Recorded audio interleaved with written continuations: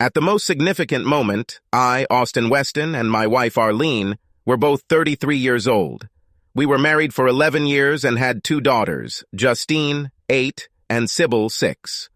Arlene and I are both a little prettier, taller, smarter, and more athletic than average, but not geniuses, actors, or models. Our libido is also a little higher than normal, and we have had a very good sex life, although not off the charts. Arlene was a corporate attorney who specialized in contract negotiations, but also knew about wills, trusts, and probate. I was and continue to be the vice president of purchasing, including IT equipment, for a small publicly traded company. My sister Jen, her husband Bill, and their 2 twin daughters, Kate and Beth, 7, live about 4 miles away by road, 1 mile as the crow flies, because there is a large park and preserve that you have to go around to get to them. Our children and their cousins are best friends and go to the same school. Although I didn't really know Bill before he started dating Jen and married her 6 months later, he became my best friend. One of Arlene's quirks was her approach to finances and saving money. She insisted on investing in jewelry and art. Gold and platinum jewelry and art are investments that can be enjoyed while they last, was her usual refrain.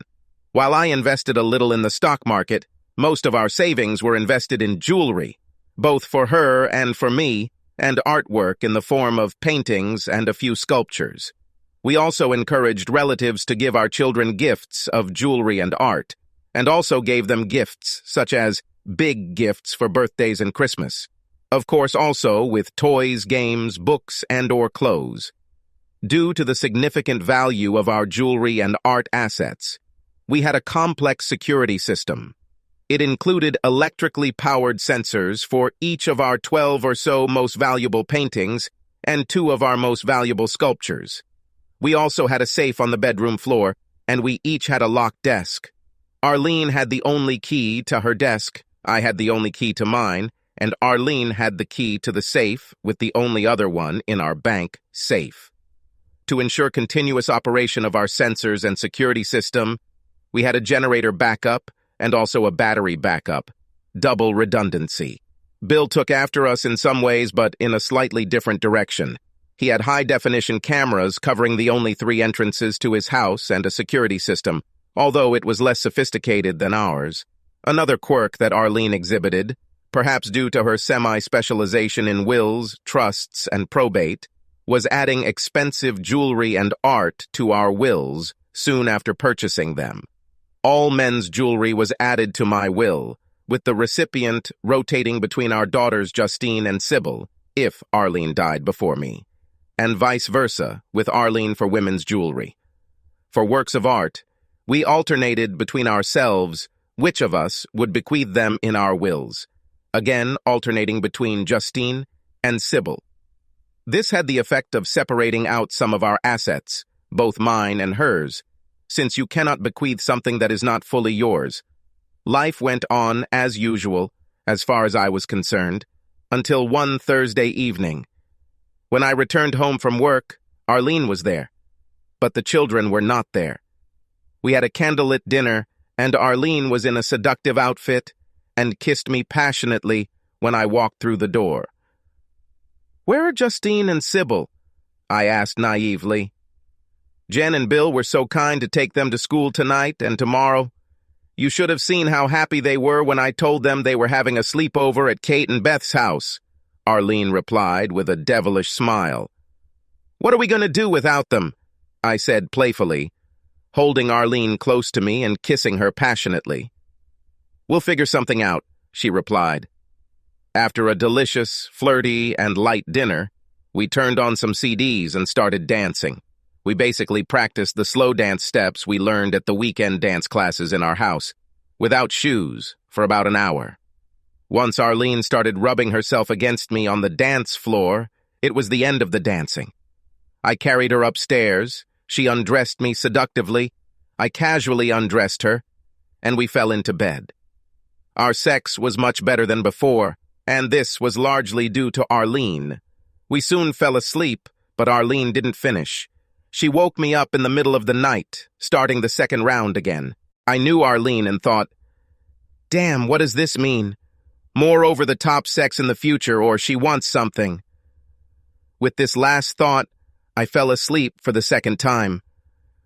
The next morning, Friday, Arlene was all love and affection, and I allowed myself to believe that the only thing that meant the fantastic sex we had was that our sex life had reached a new level from very good to excellent, and more phenomenal sex awaits us.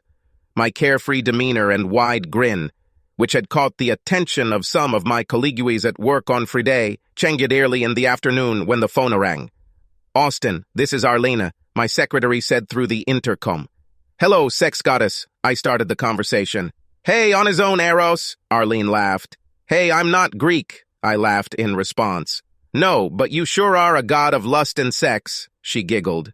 We continued to exchange compliments, which led to a small conversation and then to the nature of her call.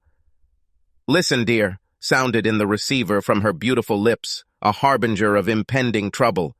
"Some people from the office are going out to eat and drink tonight as part of a team-building event suggested by the morale consultant. I told you about that our corporation recently hired.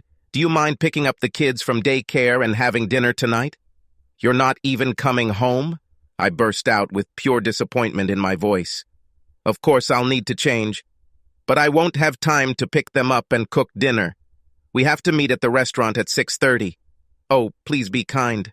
I don't want to be the only one in our group who won't go," she purred. Irritated, I asked, "Why such short notice?" "I guess it's part of the exercise, sacrificing for the team. You know, I'd much rather be with you and the kids, but I feel like I have to do this," she continued, purring even more. What could I say at that moment? After the best sex of my life, she knew damn well that I couldn't be an asshole and say no. I resigned myself to the inevitable. "Of course, honey. We can kiss you goodbye, right?" I asked sweetly. "As long as you don't try to drag me into bed, Eros," she giggled. We said goodbye. I sat dumbfounded at my desk. She'd never gone out with the boys from work before. As far as I know, she really didn't like most of them, and I don't remember her ever inviting any of her colleagues to our home. I also don't remember her ever telling me about the team-building consultant. This smelled like a huge lie. My sunny mood and grin disappeared. I picked up the kids, made them their favorite mac and cheese dish, though I made them eat salad too, and we saw Arlene off. We couldn't really kiss her. "Don't ruin my makeup or wrinkle my dress," she giggled, giving us all little kisses on the cheek. "This dress doesn't look like team-building wear," I muttered to myself, "unless the exercise is to make sex happen." When Arlene returned home that night, I noticed the time, 1:02 a.m. Hardly dinner and a few drinks. I pretended to be asleep to avoid confrontation. She climbed into bed with, as far as I could tell and confirmed the next morning, some kind of medium-sized negligee and spooned me. There was no sex on Saturday night, but on Sunday and Tuesday night, we had regular sex for us. I liked it less and less as the next 2 Thursdays and Fridays I received the same treatment. Well, it wasn't that I didn't enjoy fantastic Thursday night sex. It was more that was what it meant. Another team-building event on Friday evening. After the second Friday night, she returned home at 1:22 a.m., the third time at 1:51. On the fourth Friday night, I couldn't stand it. When Arlene dressed in a tight outfit that I had never seen before, I was blunt. "Arlene, I really don't like it when you go out on a Friday night. Darling, I have already explained the need to you several times," she said as she adjusted her dress to her hips, peering into the mirror. "Sorry, but I can't believe you're coming home at 11:30, a time she'd lied about coming back the previous 3 times. "After dinner and a few drinks, I'm very suspicious and it's killing me." "Austin," she said sternly, "you have no right not to trust me. We have been married 11 years for God's sake, and we have 2 children. What do you think I'm doing selling myself?" "I don't know, but what I do know is that this all smells like a lie," I replied. The conversation became increasingly tense. Finally, after she gave the kids the obligatory kiss on the cheek, I said as she walked out the door, "I'm begging you. No, I'm begging you for the sake of our marriage not to go." "Austin," she said irritably, "I can't cancel now. I'll be the laughingstock of the company. We'll talk tomorrow, and I'll put all your concerns to rest. Or even tonight if you wait." "So you think I'll just get over it?" I asked in an angry voice. "Honey, you know if we break up, I'll get the kids, the house, and alimony. You don't want to ruin your life over unfounded suspicions, do you?" she asked with a defiant look on her face. "You're the one who's ruining the marriage," I snapped. Looking irritated, she said, "We'll talk tonight, even if I have to wake you up." "We won't be able to talk tonight because I won't be here when you get back in the wee hours of the morning," I snapped. "The kids and I are spending the night at Jen and Bill's. I wish you a good life," I said sharply and closed the door. I didn't slam the door, but I didn't close it softly either. Through the one-way mirror in our front door, I saw Arlene, ashen-faced, begin to reach for the doorknob, but then she shrugged and walked out to her car parked in the driveway. As soon as Arlene's car was out of sight, I called out to the girls, "Let's go to Aunt Jen's for the night while Mom is at a meeting." They were ready in about 2 minutes, and we got into my car parked outside. I had already arranged a sleepover with Jen and Bill, and they knew something was up. Jen because of female intuition, Bill because I briefly and very superficially discussed the situation with him. He's a smart guy and could figure out a lot of things himself. After the girls were asleep, or at least calmed down, I went out to the car at 11 p.m. to get a bottle of pills and returned to the house at 11:02 p.m. The car was parked where there was a clear view of the security camera at the front door, which recorded the time and date. At about 3:30 a.m., my cell phone woke me up. "Hello?" I answered sleepily, looking at the alarm clock next to the bed in the guest room, which showed 3:29. "Austin, where are you?" A voice shouted into the phone in hysterics.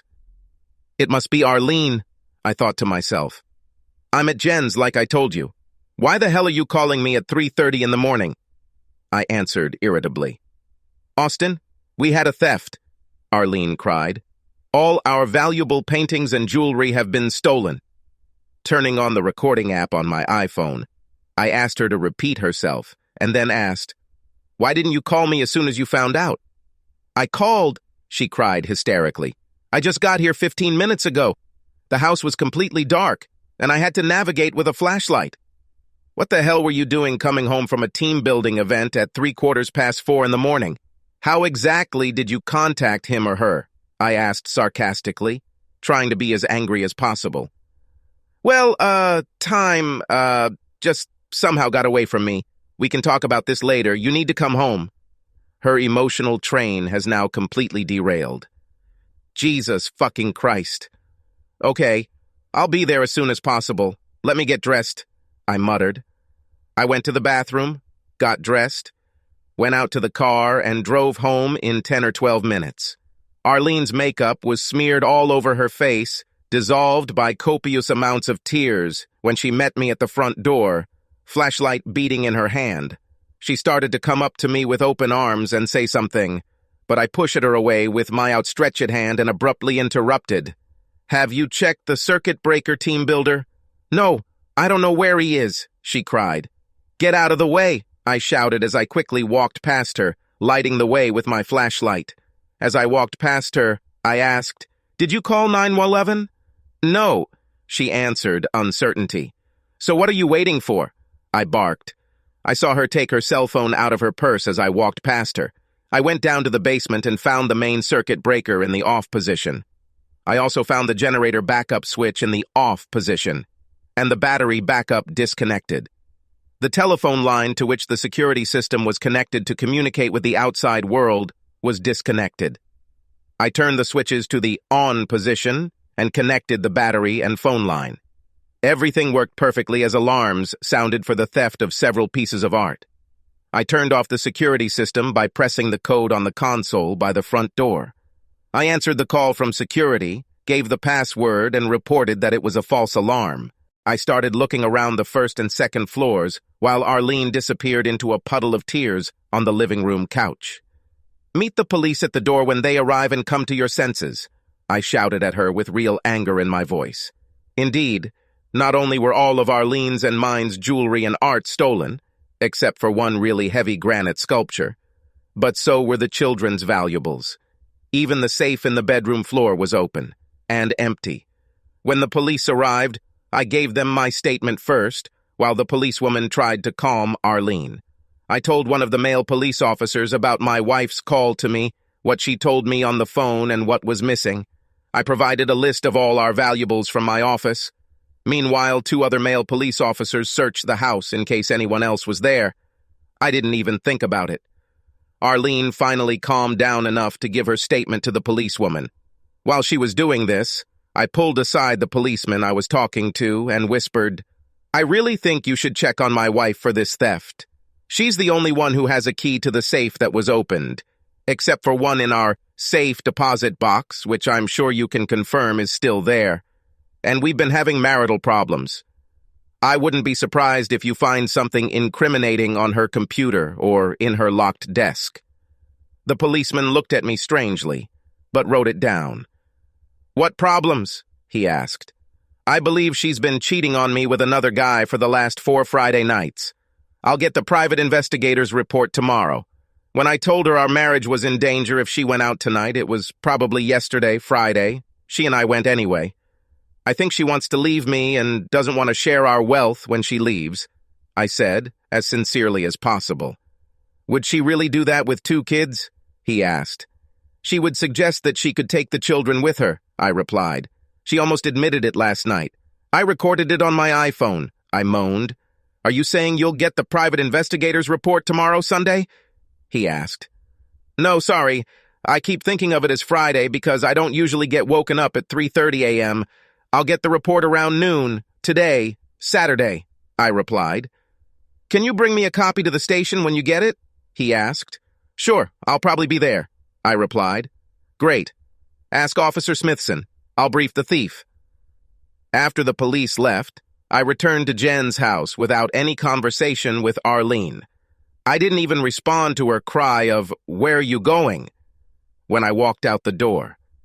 After a nice breakfast at Jen's, where I told her and Bill all the details, I returned the kids home around 10 a.m.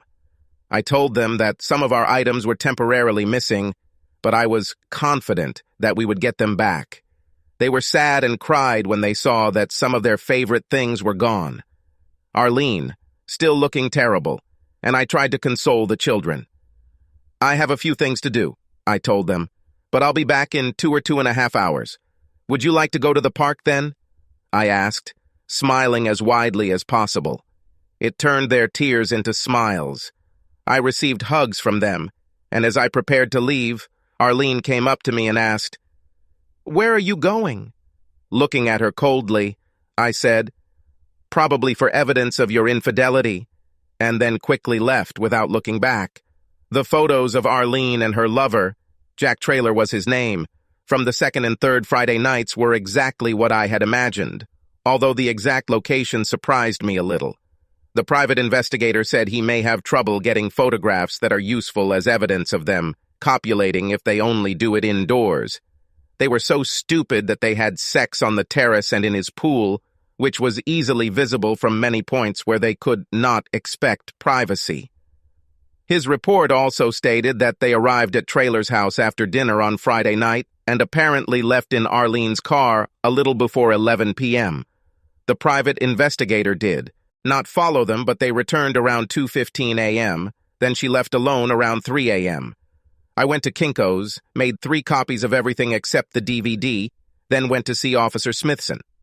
I arrived there around 1:15. He immediately introduced me to Detective June Grayson, a burglary detective who was as beautiful as the policewoman on TV, one of the ones I didn't think existed in real life. She was not only beautiful, but also smart. After reviewing my evidence without my prompting, Grayson said, "It appears your wife and this Traylor guy were out of place at the time of your theft. Your security computer indicated that all systems were turned off at 11:05 p.m. To cover all the bases. Where were you then?" "I was at my sister's house," I replied casually. "Can anyone there confirm your alibi?" she asked. I don't think so, I replied. I think everyone was asleep, but you can ask them. Then I got a eureka look on my face and said, wait, I think Bill has CCTV, and at one point I went out to my car to get some forgotten pills. Maybe that will give you a timeline. Can we get the recording? Grayson asked. I laughed. I think Bill is high-tech. I'll bet it's a DVD, I said, taking out my cell phone and dialing Jen's house number. Bill answered, Say, Bill, do you have any CCTV footage of your house from last night? I laughed again at his answer. Would it be possible for you to bring the DVD? Sorry for offending you by asking about the tape. To Detective Grayson at the local precinct? I'll let her tell you why. When you drop this, I need to take the kids to the park. Thanks. I smiled at Grayson and Smithson. As I thought, it's high-tech and has a DVD. He said he'd bring it right away. Unless you have some other very important questions, I need to go take the kids to the park. Thank you, Mr. Weston, Grayson said with a smile, standing up to shake my hand. We will let you know in the coming days if anything else is needed. I'll be around, I said, smiling back and shaking her and Smithson's hands. I know you know what you're doing, but as I told Officer Smithson last night, you need access to Arlene's computer and her desk drawers. I would love it if you could get a warrant for this, and for my computer and desk. 2, to cover all bases. Grayson just smiled. I dropped off my original evidence, including the only copy of the DVD of Arlene and Traylor having sex, at my lawyer's office. He's always open on Saturdays. I just told him to put it in his safe for now. I brought the other 2 copies home.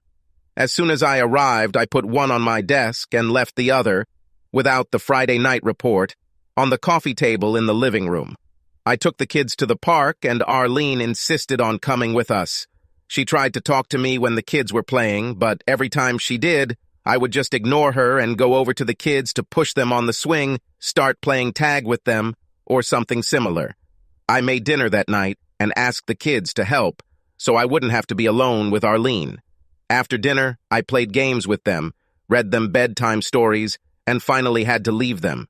When I came downstairs, Arlene was holding the envelope that I had left on the coffee table in her hands. She was white as a ghost. Austin, we really need to talk, she said, her voice shaking. For what? I asked, looking dramatically confused.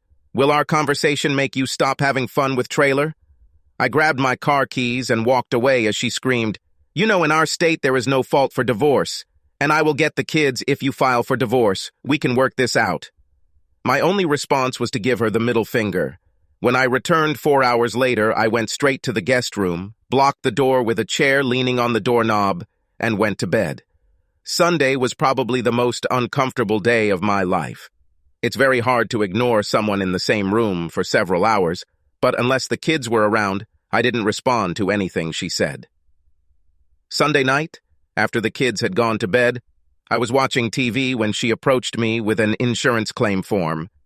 I need you to sign this so I can fax it to the insurance company to reimburse our stolen property.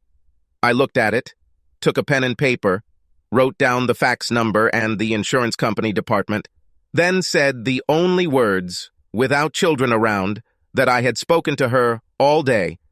I will not sign this, and if you forge my signature, I will charge you in fraud. While Arlene was yelling at me, I continued to watch TV. When her screams became too loud, I took out my headphones, plugged them into the TV, and ignored her. She eventually left crying. I saw her go to the fax machine and send in the application form. After she went to bed, I wrote a letter and faxed it to the same address she sent the form to. My letter read, I do not have definitive proof at this time, but I suspect that my wife is responsible for the theft and loss that she reported to you on the report form earlier this evening. I am not filing any claims pending the completion of the police investigation, and if anyone produces a document with my signature before this point, rest assured that it is a fake. Call me on my cell phone, XXXXX, if you have any questions. At dinner Monday night, Detective Grayson and 4 other police officers showed up with a warrant. I sent the kids to finish dinner on our deck, telling them, The police just want your stuff back. They were happy about it, especially because I told them they could have a soft drink on the terrace, which we almost never allowed. When they found Arlene's desk drawers locked, Grayson asked us, "Who has the key to this?" "Only me," Arlene answered nervously. "I need you to open it," Grayson ordered. "Why?" Arlene asked. "Because the warrant says we can do it, and I don't want to ruin your furniture." Arlene went to her purse, took out her keys, and opened her drawers. The procedure was repeated for my table. Arlene panicked when they took her computer, while I remained calm when they took mine. She was hysterical when she saw them take the storage service envelope out of her desk. "What is it?" she screamed. "I've never seen this before." "I thought you had the only key," Grayson said emotionlessly. "I have it. Someone must have picked the lock." "Easy to check. We'll take the box with the lock cylinder with us, and our technicians will evaluate it," Grayson answered calmly. Clearly, this was not the answer that Arlene expected, but that is exactly what had to happen. When the police left, Arlene was in a panic. "Why are they doing this? What does the warrant say?" She was in pain. I handed her the warrant and said, "Maybe they think the theft was an inside job." She looked shocked when I turned and walked out onto the terrace to join the children. Tuesday was a really bad day for Arlene. The only bright spot was taking the kids to school. At approximately 11 a.m., she was served divorce papers at work that included adultery. At 2 p.m., Detective Grayson and 2 other officers came to arrest her for theft and led her out of the office in handcuffs. On Tuesday morning, Detective Grayson called me asking me to come to a warehouse about 10 minutes from our home to identify our stolen property. It took me about 30 seconds to recognize it as ours. I then checked everything and found that, except for my Rolex watch and gold cufflinks, everything was there. Detective Grayson called me after the arrest to let me know what happened so I wouldn't be left in the dark and so I could pick up the kids. Arlene appeared before a magistrate late afternoon and was given a $50,000 bond. She called me. "Austin, I'm calling you from prison. Please don't hang up," Arlene begged. "I didn't know adultery was illegal." "Why are you in jail, Arlene?" I asked sarcastically, already knowing the answer. "They think I robbed our house. It's funny," she cried. "I don't think it's funny." "Didn't you do it because you were planning on leaving me?" I asked happily. No, this is absurd. We can talk about this later. Can you come and buy me out? If we both agree to use the house as collateral, I can be free in an hour. Please, Austin." "Why don't you call your lover Trailer? I'm sure he can help," I said tartly before hanging up as she started screaming, "No!" My lawyer filed for an emergency protective order on Wednesday morning while Arlene was still in jail. Either she didn't call Trailer or he didn't want to help. I didn't care. My lawyer asked the court to issue an order of protection, arguing that Arlene was accused of stealing my property and the children's property, so she should not be allowed into the house. The judge will not hear the case until Arlene is released on bail. Her parents apparently acted as guarantors, and she was released Thursday with instructions to immediately go to family court for a protective order hearing. Arlene's lawyer argued that she should be given the presumption of innocence on the theft charges, and that she never physically harmed family members or even threatened to do so. My lawyer argued that 2 of my most expensive pieces of jewelry were missing, suggesting that she may have stolen other items. The judge's decision seemed to divide the children into 2 parts. We do have to give the benefit of the doubt. However, Mr. Weston still has the right to feel that his property is safe. Therefore, Mrs. Weston can return to the matrimonial home during divorce proceedings.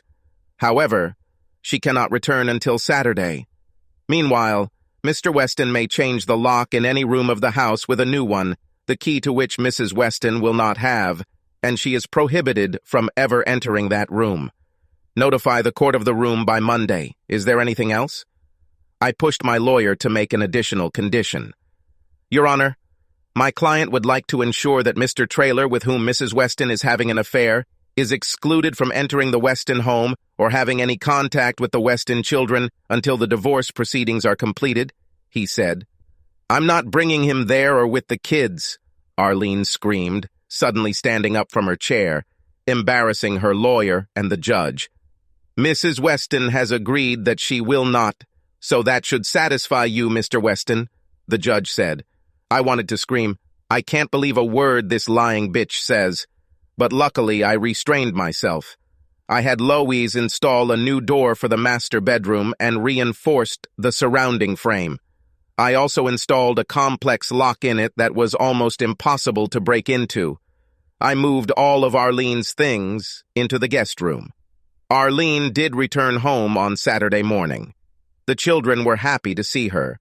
I mostly ignored her, except when it was necessary to care for the children, so as to upset them as little as possible. Arlene wanted to talk. I told her, Sunday night after the kids go to bed. We spoke in the living room with the door closed, so that if voices were raised, it would not wake the children. After several awkward minutes of silence, I said, Arlene, you wanted to talk. Talk. Austin, I can't help but think you're behind this theft. She started before I cut her off. Stop. The first thing I wanted to hear out of your mouth was, I'm so sorry for cheating on you, Austin, and how I hurt you so much and ruined our marriage. But apparently you don't feel that way, do you? I said sarcastically. Austin, when you've calmed down, we can talk about rekindling our love and calling off the divorce. But first, I need to resolve my legal issues. Arlene, let me explain this so that even someone as selfish and narcissistic as you can understand. No talk about divorce. I'm divorcing you, pure and simple. It's over between us, I said as decisively as possible. But, Austin, she began to plead. I interrupted her again. This conversation will only be productive if you listen and accept my proposal, I said, even more decisively. Are you ready to listen? She nodded. I will change the grounds of divorce to irreconcilable differences.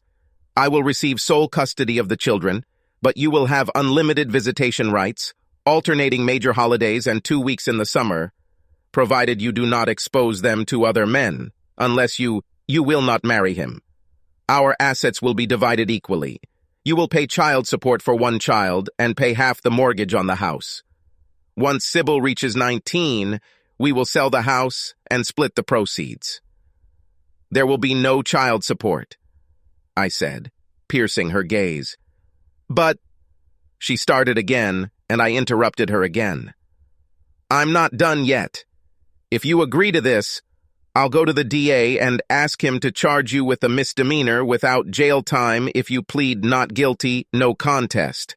That way you can keep your lawyer's license and your job. Agree? I concluded. But I didn't do anything, she said, crying and wringing her hands. I know that you orchestrated this whole thing to get back at me. I don't want a divorce, but if there is one, I will never agree to you getting sole custody. She sobbed through tears. So you're not going to take responsibility for anything, breaking up a marriage or stealing, huh? I asked, raising my voice as I stood up. And you don't even feel an ounce of remorse, do you? As if I should be happy to be your cuckold. God, how could I ever marry you? I moaned. As she covered her face with her hands, I said, Accept this offer, Arlene. If you don't, you will be ruined. As I was leaving, she screamed, But if you would just listen to me, I would explain everything. You should listen. At least that's what I think she said, but before she finished, I had already closed the living room door and couldn't be sure. 2 days later, when I returned home, the children were gone, but Arlene and Jack Traylor were sitting in my living room. What the hell is he doing here? I yelled at Arlene. You told the court you wouldn't bring him here. Austin, you need to listen to what we both have to say. After you listen, he'll leave and never see you again, she whined. Get out of here, Traylor, I yelled. He stood up with a hybrid, dissatisfied and pleading look. He was about 3 inches taller and 30 pounds heavier than me, but the old saying that it's not the size of the dog in the fight, but the size of the fight in the dog meant something to me. I have never shied away from confrontation in my life, even if it cost me a lot, and this will be no exception. Traylor tried to tell me something as he slowly approached, but I didn't hear his words because he continued, repeating out loud, Get out of here! After I repeated my call a good 24 times, it became clear that he wasn't going to comply, so I walked over to the phone and picked up the receiver to call 911. He yanked the phone cord out of the wall and said irritably, "Could you just listen, damn it?" I took out my cell phone and started dialing 911. He grabbed it from my hands and threw it on the floor, smashing it, and said, "This will only take 2 minutes and give you your life back." I turned to go out the garage door, through the kitchen. He grabbed me by the jacket, but I twisted out of it and ran to the garage. Apparently, he didn't see me pick up the meat pounder from the kitchen counter. As I turned left and walked out of the kitchen into the small passage toward the garage, I stopped abruptly and turned around. As soon as he made the same turn into the transition, I hit him in the forehead with the hammer, sending him back to the kitchen sink. As he screamed, holding his hands to his head, trying to stop the bleeding, I hit him once in the groin as hard as I could. Now Arlene stood in the kitchen, sobbing. I saw her purse on the kitchen counter, took out her cell phone and dialed 911. "My emergency is that an intruder attacked me in my own home and I hit him in the forehead with a hammer. He needs an ambulance and I need the police to arrest him." I opened the front door and sat quietly at the kitchen table while Arlene tended to Trailer. The paramedics impressed me. They arrived in less than 5 minutes. The police arrived a minute after them. Trailer was taken away in handcuffs in an ambulance. The police believed my story. I asked them to take my broken cell phone to check my fingerprints to confirm my story, as well as a phone line if they needed it. Also, my jacket was torn in the process, and I asked them to take it as evidence. All Arlene could tell the police, which she repeated over and over again through her tears, was, "We just wanted to talk to him." The next day, my lawyer was back in court. The judge was furious and ordered Arlene to leave the house within 2 days and pay for replacement locks. Meetings with her children had to wait until the divorce proceedings were completed. The judge put the divorce on hold until the criminal case against Arlene is completed. I talked Detective Grayson into getting a search warrant for Trailer's car and house, as well as Arlene's car.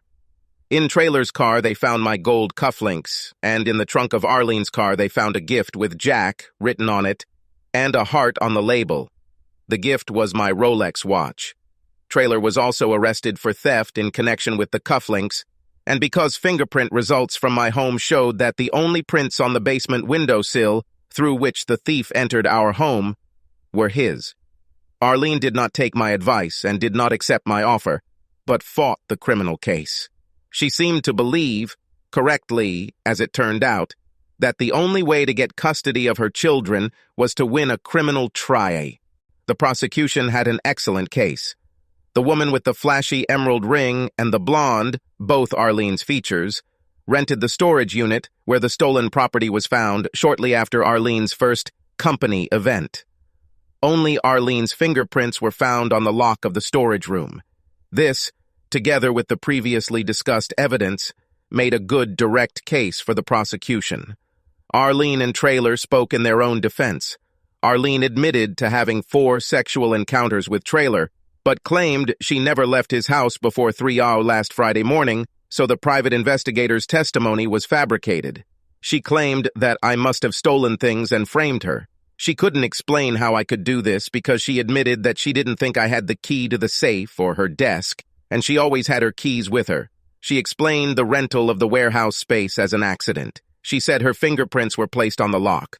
Both Trailer and Arlene came across as hostile and indifferent to the impact of her infidelity on her family. I was questioned by the defense lawyer for 3 hours. The prosecutor and Detective Grayson said I did very well. They said I came across as strong but cooperative and very persuasive. After my interrogation, the prosecution called Detective Grayson to explain that I could not have committed the theft. She said that Jen and Bill's DVD showed me going in at 11:02 p.m., not getting out, and my car not leaving, while the break-in occurred, as indicated by the alarm going off, at 11:05 p.m. In a dozen tests, the fastest patrolman was able to get from Jen and Bill's house to my house at that time of night in 9 minutes and 32 seconds. Detective Grayson also testified that I did not have the key to the safe. The only 2 were the one in Arlene's purse and the one in the safe box. She testified that I had not visited the safe box for over 3 months, prior to the first company event. The expert confirmed that the times on the DVD of Bill and my alarm were accurate. Once the case went to the jury, Arlene and Traylor felt things weren't going in their favor and tried to negotiate a misdemeanor deal with the prosecutor. Exactly what I suggested to Arlene. Arlene even agreed to give me sole custody of the children. The prosecutor asked my opinion. I told her, "You decide," but after she made us spend money on a lawsuit. If I were deciding, I would leave the decision to a jury. That's exactly what she did. The jury returned a verdict in less than 2 hours. They were found guilty on all counts, including theft and insurance fraud for Arlene and theft and assault for Traylor. Arlene was sentenced to 3 years in prison and 5 years probation, and the bar began disbarment proceedings because she had been convicted of a felony. Because Traylor had 2 previous misdemeanor convictions, and because the attack on me was a special circumstance, because it happened in my home, he received a 4-year prison sentence and 5 years of probation, and was also required to pay restitution for my cell phone and jacket. After the criminal trial, divorce became an obvious formality. All of Arlene's requests, through her lawyer since she was in prison, were denied. The marriage was dissolved on the grounds of adultery. I got full custody of the children, paid 3 years' worth of child support, and more when Arlene got out of jail, and a house. The rest of our assets, before Arlene's criminal defense costs, were divided equally. She was ordered to pay my legal costs. When I walked out of court with my brother-in-law and best friend Bill, he was smiling from ear to ear. "What kind of satisfied smile is that?" I asked. "How you did it, Austin? You can tell me now." He expected an answer. "Did what?" I laughed. "What I didn't tell Bill but will tell you is that, of course, I orchestrated this whole theft. I was very suspicious of the team-building event the first time I heard about it. I confirmed that this was a lie by asking a colleague to call HR at Arlene's office. If HR didn't know anything, I concluded it was a hoax. On the first Friday of the team-building event, I'd already hired a high school girl as a nanny. She came as soon as Arlene left. I paid her $50 to babysit and $100 to keep quiet about her being the babysitter that night. Arlene's cell phone was emitting a signal that the app on my smartphone could detect, and I made sure it was working before she left that Friday night.